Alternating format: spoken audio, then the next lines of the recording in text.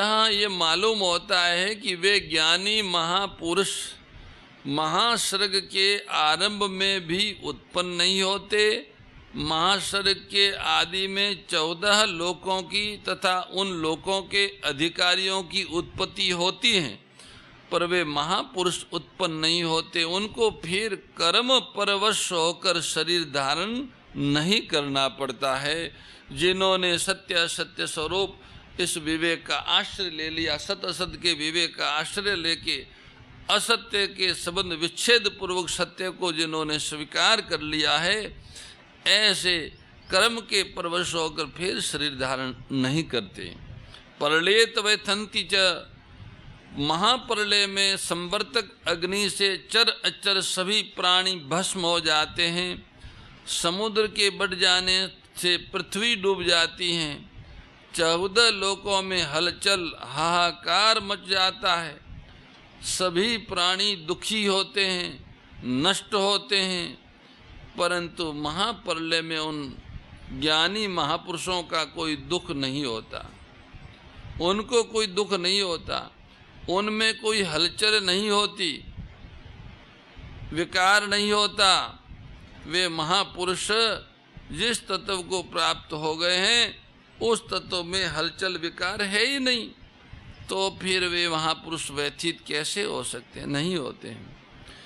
महासर्ग में भी उत्पन्न न होने और महाप्रलय में भी व्यथित न होने का भाव यह है कि ज्ञानी पुरुष का प्रकृति और प्रकृति जन्य गुणों से शरीर और संसार से सर्वथा संबंध विच्छेद हो जाता है।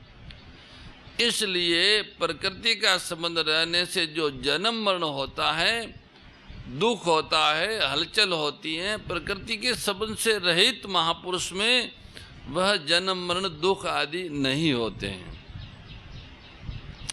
कारण शरीर के संबंध से निर्विकल्प समाधि, निर्विकल्प स्थिति होती है और कारण शरीर से संबंध विच्छेद होने पर निर्विकल्प बोध होता है। निर्विकल्प स्थिति तो सविकल्प में बदल जाती है, पर निर्विकल्प बोध सविकल्प में नहीं बदलता। निर्विकल्प अवस्था में परिवर्तन होता है, पर निर्विकल्प ज्ञान में कभी कोई परिवर्तन नहीं होता। वह सदा ज्यों का त्यों रहता है। इस बात को भगवान ने सर्गे अपि नोपजायन्ते परल्ये न व्यथन्ति च कहा है। महासर्ग और महाप्रलय प्रकृति में होते हैं। प्रकृति से अतीत परमात्मा की प्राप्ति होने पर महासर्ग और महाप्रलय का कोई असर नहीं पड़ता, क्योंकि प्रकृति से संबंध ही नहीं रहता। प्रकृति से संबंध न रहने को आत्यांतिक प्रलय कहा गया है। प्रकृति के कार्य शरीर को पकड़ने से मनुष्य परतंत्र हो जाता है, जन्मता मरता रहता है, जन्म मरण में पड़ जाता है। परंतु प्रकृति के कार्य से संबंध विच्छेद करने पर, संबंध तोड़ने पर, अलगाव का अनुभव करने पर वो स्वतंत्र हो जाता है, निरपेक्ष जीवन हो जाता है, जन्म मरण से सदा के लिए छूट जाता है।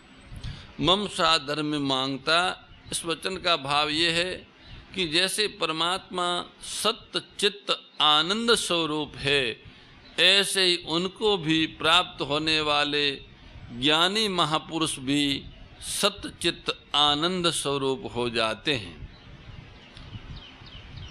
अब भगवान ने इस 14वें अध्याय के दूसरे श्लोक में सधर्मता को प्राप्त हो जाते हैं, भगवान की सधर्मता को। वे तो महासर्ग में भी पैदा नहीं होते, परंतु जो प्राणी महासर्ग में पैदा होते हैं उनके उत्पन्न होने की क्या प्रक्रिया है। जीवन मुक्त हो गए वो तो जन्मते मरते नहीं हैं, पर जो अभी जीवन मुक्त नहीं हुए हैं उनके जन्म मरण की क्या प्रक्रिया है, ये बात भगवान इसी 14वें अध्याय के तीसरे श्लोक में बताते हैं।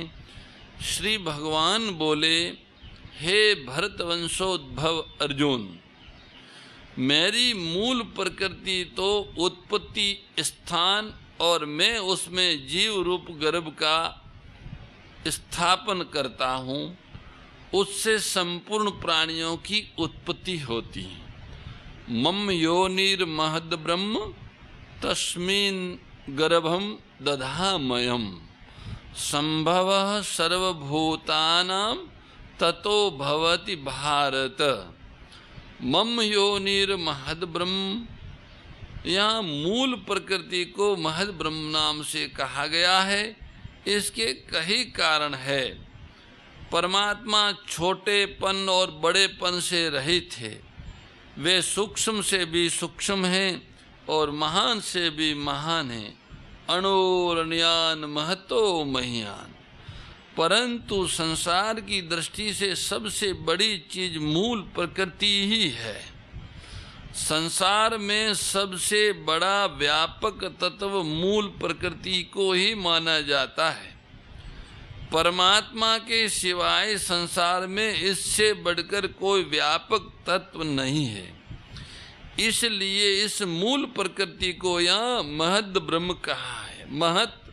महतत्व समष्टि बुद्धि और ब्रह्म परमात्मा के बीच में होने से मूल प्रकृति को महद ब्रह्म कहा गया है। पीछे दूसरे श्लोक में सर्गे अपि नोपजायन्ते परलेन वैथन्ति च वचनों में आए सर्ग और परलय शब्दों का कर्मश ब्रह्मा का दिन और ब्रह्मा की रात माना जाता है। अतः उनका अर्थ महासर्ग ब्रह्मा जी का प्रकट होना और महाप्रलय ब्रह्मा जी का लीन होना सिद्ध करने के लिए महद ब्रह्म दिया है। जीवन मुक्त महापुरुषों का इस मूल प्रकृति से भी संबंध समाप्त हो जाता है। इसलिए वे महासर्ग में भी पैदा नहीं होते हैं और महाप्रलय में भी विचलित व्यथित नहीं होते हैं। सबका उत्पत्ति स्थान होने से इस मूल प्रकृति को योनि कहा गया है। इस मूल प्रकृति से अनंत ब्रह्मांड पैदा होते हैं और इसी में लीन हो जाते हैं।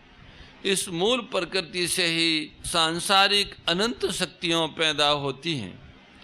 इस मूल प्रकृति के लिए भगवान ने मम वचन का प्रयोग करके ये कहते हैं कि ये प्रकृति मेरी है, अतः इस पर आधिपत्य भी मेरा ही है। मेरी इच्छा के बिना यह प्रकृति अपनी तरफ से कुछ भी नहीं कर सकती। ये जो कुछ अपनी तरफ से जो कुछ भी करती है वह सब मेरी अध्यक्षता में ही करती है। मैं मूल प्रकृति से भी श्रेष्ठ साक्षात परब्रह्म परमात्मा हूँ। इसको बताने के लिए भगवान ने महद ब्रह्म वचनों का प्रयोग किया। महद ब्रह्म से भी श्रेष्ठ परब्रह्म परमात्मा का अंश होते हुए भी जीव परमात्मा से विमुख होकर प्रकृति के साथ संबंध जोड़ लेता है। इतना ही नहीं, वह प्रकृति के कार्य तीनों गुणों सत रज संबंध से सत रज तम से संबंध जोड़ लेता है और उससे भी नीचे गिरकर गुणों के भी कार्य शरीर आदि से मैं मेरापन का संबंध जोड़ लेता है, जो बंधन का कारण है। अतः भगवान मम महद ब्रह्म वचनों से कहते हैं कि जीव का संबंध वास्तव में मूल प्रकृति से भी श्रेष्ठ मुझ परमात्मा के साथ है। मम एव अंश। इसलिए प्रकृति के साथ संबंध मानकर उसको अपना पतन नहीं करना चाहिए। वो मेरा साथी है, वो मेरा अंश है। तस्मिन् गर्भम दधामयम्। यहाँ गर्भम वचन कर्म संस्कारों सहित जीव समुदाय का वाचक है। भगवान कोई नया गर्भ स्थापन नहीं करते। अनादिकाल से जो जीव जन्म मरण के प्रवाह में पड़े हुए हैं, वे महाप्रलय के समय अपने अपने कर्म संस्कारों सहित प्रकृति में लीन हो जाते हैं। प्रकृति में लीन हुए जीवों के कर्म जब परिपक्व होकर फल देने के योग्य हो जाते हैं, तब महासर्ग के आदि में भगवान उन जीवों का प्रकृति के साथ पुनः विशेष संबंध स्थापित करा देते हैं। महासर्ग के आदि में प्राणियों का यह उत्पन्न होना ही भगवान का विसर्ग है, आदि कर्म है। जीव जब तक मुक्त नहीं होता तब तक प्रकृति के अंश कारण शरीर से उसका संबंध बना रहता है और वह महाप्रलय में कारण शरीर सहित ही प्रकृति में लीन हो जाता है।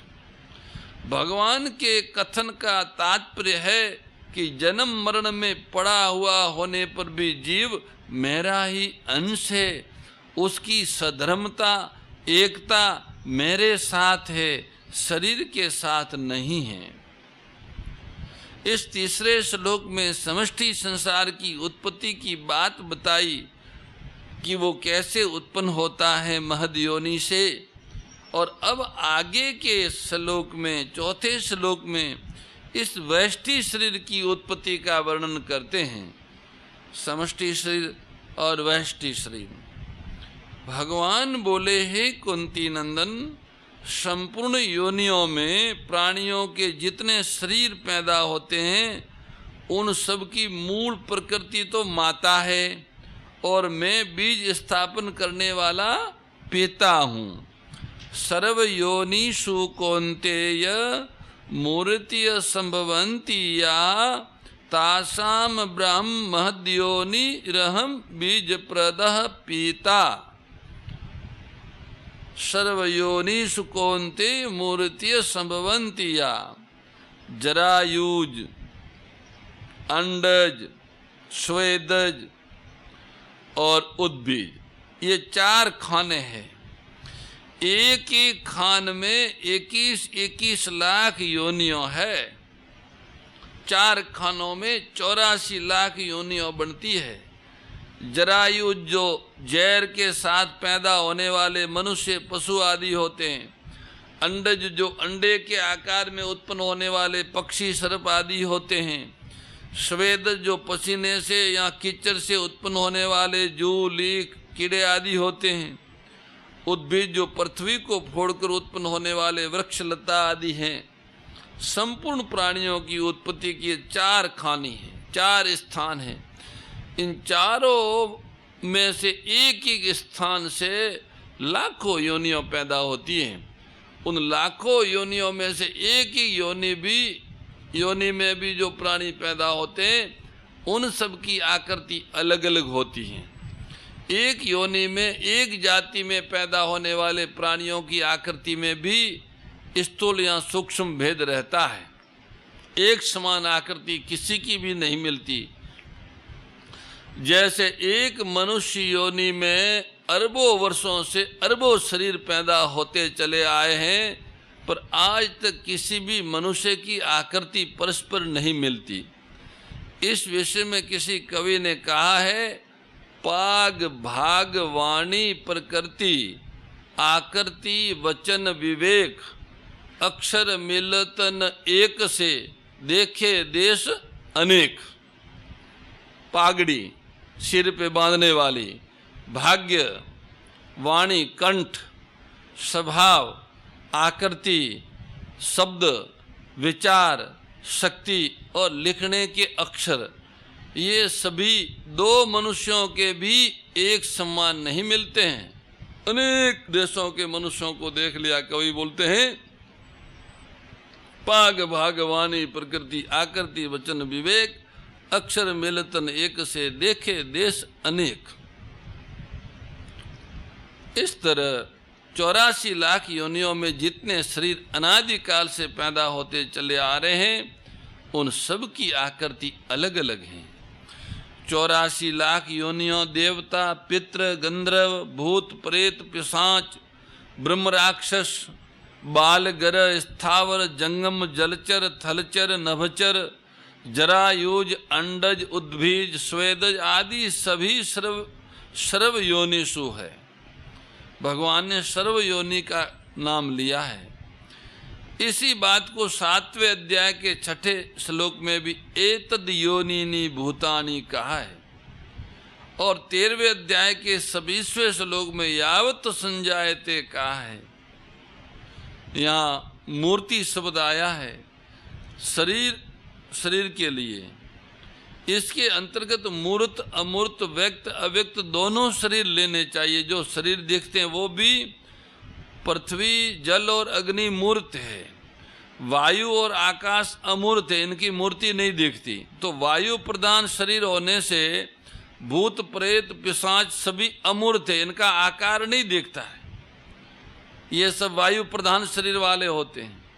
तो भगवान ने पहले दूसरे श्लोक में बताया कि प्रकृति का संबंध न रहे तो जन्म मरण नहीं होता, और तीसरे चौथे श्लोक में बताया कि प्रकृति का संबंध रहने से जन्म मरण होता है। इसी बात को, तीसरे चौथे श्लोक की बात को ही भगवान अब पांचवें से लेके और 18वें श्लोक तक इसकी विवेचना करेंगे। हम लोग आज समय और मर्यादा के अनुरूप आगे के भगवत वचनों के कुछ व्याख्यानों को श्रवण कर पाएंगे जब तक हमारे पास समय है।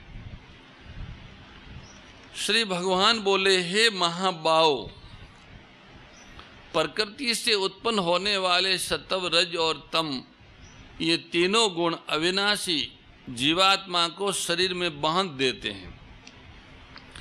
सत्वम रजस्तम इति गुणा प्रकृतिर संभवा निबधन्ति महाबाहो देह देयिनम अव्ययम। सत्वम रजस्तम इति गुणा प्रकृति संभवा। तीसरे और चौथे श्लोक में जिस मूल प्रकृति को महद ब्रह्म नाम से कहा है, उसी मूल प्रकृति से ये सतो, रजो और तमो, ये तीनों गुण पैदा होते हैं। राग द्वेष विदारिणी कारिणी मोद सदा, ओ मैया कारिणी मोद सदा। भव भय हारिणी तारिणी, भव भय हारिणी तारिणी, परमानंद प्रदा। ओम जय भगवद्गीते। आसुर भाव विनाशिनी नाशिनी तमरजनी, ओ मैया नाशिनी तमरजनी। दैवी सद्गुणदायिनी, दैवी सद्गुणदायिनी, हरि रसिका सजनी। ओम जय भगवद्गीते। परम श्रद्धेय गौरीशी स्वामी श्री दत्त शरणानंद जी महाराज की प्रेरणा व मार्गदर्शन में विश्व के सबसे बड़े गौ सेवा संस्थान श्री गोधाम महातीर्थ पथमेड़ा द्वारा संरक्षित लाखों बीमार, विकलांग, वृद्ध एवं अशक्त गोवंश वेद लक्षणा गोमाता की सेवा के साथ साथ भारतीय गोवंश का संरक्षण, संपोषण, संवर्धन एवं उनसे प्राप्त पंचगव्यों का परिष्करण व विनियोग करना, घर घर गोपालन, गो अभ्यारण्य, घास चारा उत्पादन हेतु गोचर भूमि का विकास, गोपालन लोक संस्कृति के पुनर्जागरण हेतु वेद लक्षणा गो महिमा का प्रचार प्रसार करना तथा गोपालक किसानों के स्वावलंबन हेतु गो कृषि अन्न एवं गो दुग्धान का गुणवत्ता युक्त बाजार तैयार करना श्री गोधाम महातीर्थ का पावन उद्देश्य है। आप सभी दानदाता श्री गोधाम महातीर्थ पथमेड़ा द्वारा संचालित गो सेवा महाअभियान में बढ़ चढ़कर सहयोग कर लाखों बीमार, विकलांग, वृद्ध एवं अशक्त गोवंश के गोग्रास सेवा हेतु श्री गोधाम महातीर्थ पथमेड़ा लोक पुण्यार्थ न्यास के बैंक ऑफ बड़ौदा खाता संख्या 084901000238827 IFSC कोड BARB 0 ASHRAM शाखा आश्रम रोड अहमदाबाद में गोग्रास सेवा निमित्त जमा कर सकते हैं। अधिक जानकारी के लिए संपर्क करें 7742093179 7665059999 7073000151।